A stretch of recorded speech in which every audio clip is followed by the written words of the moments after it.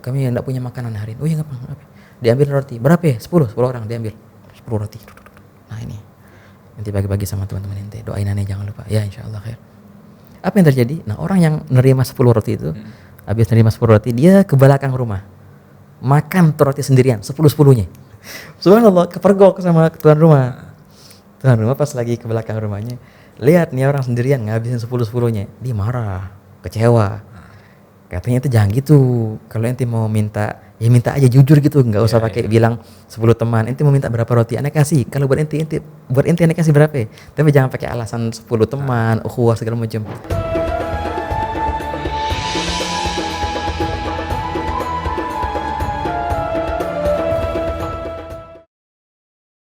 Assalamualaikum warahmatullahi wabarakatuh. Bismillahirrahmanirrahim. Alhamdulillahirabbil alamin. Allahumma shalli ala sayyidina Muhammad wa ala ali sayyidina Muhammad. Sahabat Mahya yang saya hormati, yang berbahagia, dimanapun Anda berada, kita akan melanjutkan ngaji bersama, mendalami, meresapi nazom-nazom, puisi-puisi yang sangat indah sekali dari Alamatud Dunya Habib Abdurrahman bil Faqih. Sudah hadir di tengah kita Ustadz Mujtaba Syahab. Assalamualaikum Ustadz, apa kabar? Waalaikumsalam warahmatullahi wabarakatuh. Masyaallah, ahlan wa sahlan. Alhamdulillah. Ya, sebelum ini di sesi sebelumnya sudah dibahas beberapa bait dan sampai pada wa ma atatsna minkumur rasail illa wa ahyat sirrabalin bali. Betapa jadi Habib Abdurrahman masih mengisahkan latar belakang ya di balik penyusunan kitab ini, bahwa surat-surat berdatangan kepada beliau dari sahabat-sahabat beliau yang ada di Haramain, dan itu menimbulkan kerinduan luar biasa, dan jawaban mereka meminta ijazah ilmu dan sebagainya, dan beliau menjawab dengan menyusun kitab Nazm Ar-Rasyafat. Nah, lanjut pada nazm berikutnya yang masih mengandung semacam pengungkapan kerinduan yang dalam dari beliau. Beliau menyatakan wa zakartu jam'an khalafi jam'in wa hala qurbin min uraibil jaz'i, dan seterusnya. Nah, ini kita akan meminta penjelasan kepada Ustaz Mujtaba pada nazam yang terakhir ini. Silakan Ustaz Mujtaba. Bismillah. Jazakumullah khair Ustaz Azam. Bismillahirrahmanirrahim. Alhamdulillahirabbil alamin. Allahumma shalli wa sallim ala sayidina Muhammadin wa ala alihi wa sahbihi ajma'in. Beberapa bait yang lalu beliau mulai dengan seperti antum mulai tadi, jawaban atas surat-surat yang berdatangan dari teman-teman beliau dan rekan beliau yang dari Haramain Syarifain. Makanya beliau mulai Rasyafat dengan munada ikhwanana bil masjidil harami minna ilaikum akmalas salami, kemudian salam sejahtera, kemudian baru hamdalah wa hamdu rabbin amma bil in'ami wa man nabit tafdhili wal ifdali. Nah, kemudian beliau juga menyatakan bahwasanya setiap surat yang datang dari kalian itu menggerakkan hatiku untuk senantiasa ingat kepada kalian, dan tidaklah berhembus angin melainkan aku menanyakan kepada angin itu keadaan kalian di sana. Ini menggambarkan kerinduan ya, kerinduan yang mendalam benar-benar, dan api rindu yang membara di hati beliau. Sampai-sampai ya angin pun ditanyain. Ya kan gitu. Dan dipakainya kata ikhwan ya Ustaz ya. Ikhwan itu biasanya lebih pada persahabatan yang lebih ruhani gitu ya. Jadi bukan sekedar teman ngobrol ya, tapi memang ada ikatan yang mendalam dalam hal untuk menuju Allah gitu. Ini luar biasa. Untuk masalah ini sebenarnya dalam syarah ini Sayyidil Habib Umar mensyarahkan kenapa Habib Abdurrahman bin Abdullah Al-Faqih memilih kalimat ikhwan. Itu makna yang sangat dalam. Seperti yang saya bilang tadi, bukan hanya teman ngobrol ataupun perihal yang berkaitan dengan duniawi, tidak. Kalimat ikhwan itu lebih relevan kepada ikatan atau hubungan di atasnya sahib, di atasnya musahabah. Wahakala. Yang menjalin hubungan, yang terjalin hubungan itu terlandaskan karena Allah Subhanahu wa taala, yang nantinya insyaallah akan membawa efek yang positif di akhirat nanti. Seperti baginda sallallahu alaihi wasallam pernah menyebutkan alangkah aku rinduku kepada ikhwanana. Betul, ikhwanana, ya kan. Sahabat, awalasnu ikhwanak ya Rasulullah, bukankah kami ikhwan ya Rasulullah? Bukan, kalian adalah ashab. Nah, di sini baginda membedakan. Kalau ashab itu bisa jadi hanya terbatas dengan zaman atau dengan tempat. Tapi kalau ikhwan enggak terbatas dengan zaman atau tempat. Ya, buktinya itu Nabi SAW menyatakan kaum yang akan datang setelah baginda itu dinyatakan sebagai ikhwan. Walaupun tidak berjumpa. Tapi kalau ashab syaratnya harus berjumpa.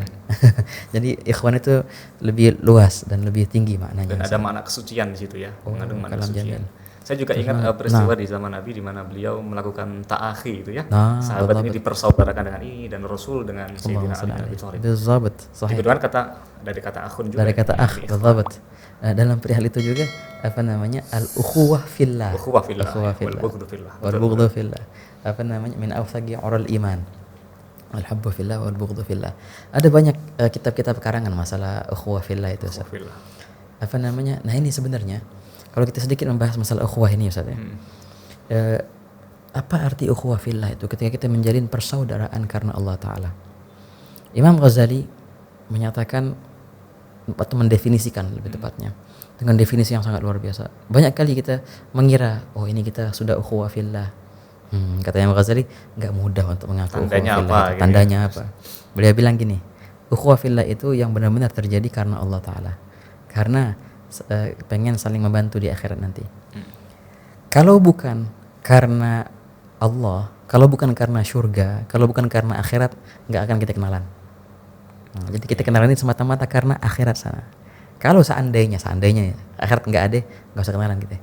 Nah itu tuh alamannya ukhuwah fillah yang jadi murni. Motif itu menentukan betul ya. Motif apa di balik persahabatan itu? Jangan-jangan bisnis misalnya. Nah itu dia. Jadi ukhuwah fillah. Betul. Dan emang ini itu luar biasa ya. Dan dalam itu banyak hadis tentang perihal tentang ukhuwah fillah itu. Kalau hadis ini banyak banget. Di antara yang diceritakan oleh sebagian kaum salihin, dia melihat pintu surga. Banyak pintu, ada 7, 8 berapa gitu pintu surga itu. Ada pintu surga lewat sholat. Nah, kan banyak amal-amal yang bisa memasukkan kita ke surga. Syu'abul iman itu banyak juga. Yang masuk surga lewat sholat banyak, yang masuk surga lewat puasa, hatta puasa enggak sebanyak sholat tapi lumayan banyak juga yang masuk surga lewat puasa. Tapi dia melihat ada bab di atasnya. Sedekah juga banyak. Ada bab, ada pintu yang di atasnya bab al-ukhuwah fillah. Itu kosong, enggak ada yang masuk surga lewat situ. Yang lain ngantri ya, rebut-rebutan gitu masuk surga. Ini pintu yang kosong. Kok enggak pada kesini? Ditanya sama. Kenapa? Oh ini susah soalnya. Ya, kita memang sedang krisis itu. Ajib. Mumtaz. Betul ya. Sedikit karena memang ternyata tidak gampang. Tidak gampang. Betul. Karena ego kita dominan. Gitu. Nah itu dia, betul banget. Nah ini begini, ukhuwah fillah itu tidak bisa dicampurin dengan perihal yang fana ya. Di antaranya kecemburuan. Kalau ada ukhuwah fillah nggak ada yang namanya cemburu. Satu. Dan ukhuwah fillah itu nggak bisa nambah atau kurang karena dekat atau jauh. Enggak. Dia dekat denganku dan dia jauh dariku, tetap mahabbah dan ukhuwah itu ada. Wahakata. Nah itu kalau seandainya kita masih tenang ketika dia dekat dan kita merasa wahsh, asing bila mana itu jauh, itu belum sempurna, berarti ukhuwah fillahnya. Masih dipisah oleh jarak. Masih wahakata. Walaupun sih kedekatan itu mempunyai khususiyah ya pastinya. Betul, ada pengaruh tersendiri.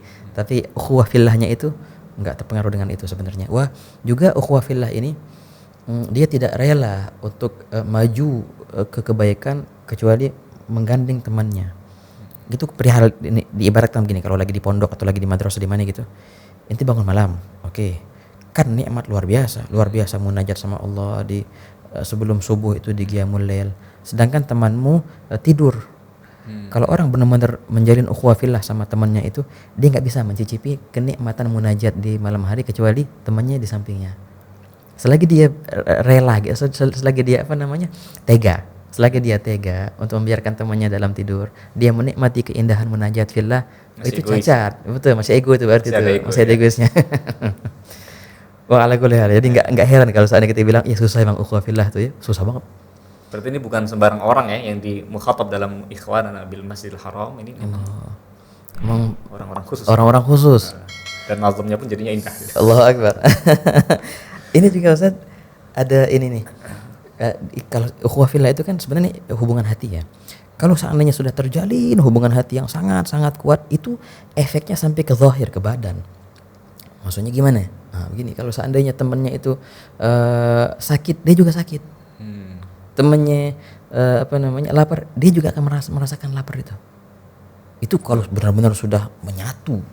Makanya diceritakan fi ba'dul kutub, di sebagian kitab ahli tazkiyah mereka menceritakan dalam pembahasan bab ukhuwah ini ada 10 orang yang mereka yata'aqad aqdul ukhuwah. Oh, itu panjang lagi tuh ceritanya kalau kita bahas tentang aqdul ukhuwah itu.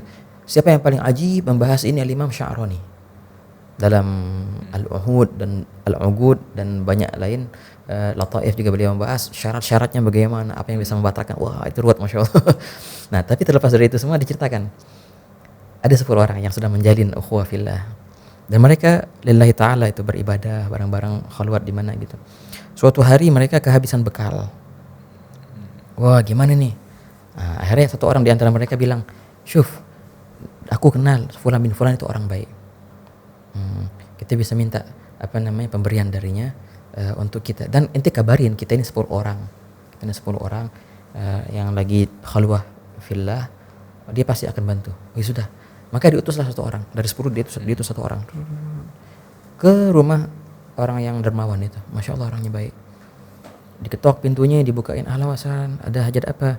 "Begini, kami ada 10 orang." "Oh iya, apa kalian perlu?" "Kami enggak punya makanan hari ini." "Oh iya, enggak apa-apa."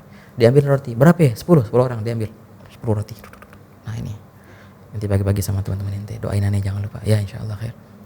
Apa yang terjadi? Nah, orang yang nerima 10 roti itu habis nerima 10 roti, dia ke belakang rumah makan tuh roti sendirian, 10-10-nya. Dihabisin. Dimakan sendiri. Subhanallah, kepergok sama tuan rumah. Tuan rumah pas lagi ke belakang rumahnya, lihat nih orang sendirian ngabisin 10-10-nya. Dia marah, kecewa. Katanya itu jangan gitu. Kalau ente mau minta, ya minta aja jujur gitu, nggak usah pakai bilang 10 teman. Ente mau minta berapa roti, ane kasih. Kalau buat ente ane kasih berapa? Tapi jangan pakai alasan 10 teman, ukhuwah segala macam. Dia bilang, "Enggak, aku nggak salah." "Loh, jelas banget makan 10."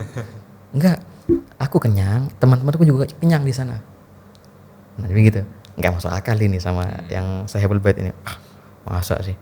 Jadi ceritanya dia tuh yang membuktikan, aku nih makan 10 bukan karena aku egois, bukan, karena biarlah teman-temanku beribadah sana, aku yang ngirim sifat rasa kenyang ini ditransfer. Nggak percaya nih tuan rumah nih.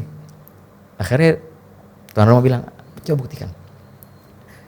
Dia balik cerita sama teman-temannya, 10 datang menghadap orang yang itu tuh, tuan rumah tuh yang menawan. Katanya, "Aku melihat kalian ini, betulkah kalian sekarang kenyang?" "Ya, sekarang kami kenyang. Karena kami merasa bahwasanya ini," katanya, kayak salah satu dari teman kami ini makan tadi, "kami kenyang semua." "Masa, kok bisa gitu?" "Ih, kalian ini apa?" katanya. Dia agak bingung nih.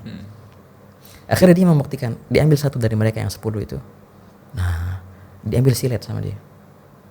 Dilukain satu jari sedikit. Dari satu orang ini berdarah. Pas dia lihat semuanya berdarah semua di tempat yang sama. Aji. Jadi baru percaya. Baru percaya. Oh, berarti benar. Ya sudah, minta maaf. Fadhal. Silakan pulang. Sampai segitunya, Ustaz.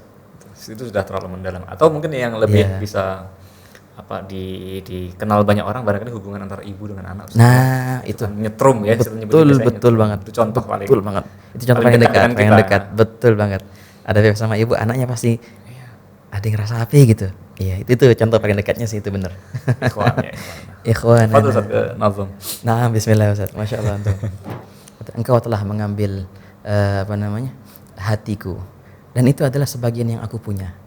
Lalu kenapa engkau menyisahkan? Ambil aja semuanya.